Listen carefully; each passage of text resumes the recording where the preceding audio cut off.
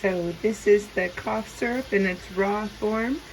You got your turmeric, ginger. I'm using grapefruit and a lime, and the cayenne there with some honey. And then I put it all into the blender. I give it a spin and add water as needed to make it palpable. But the pineapple is pretty hydrating, as we were talking about earlier today.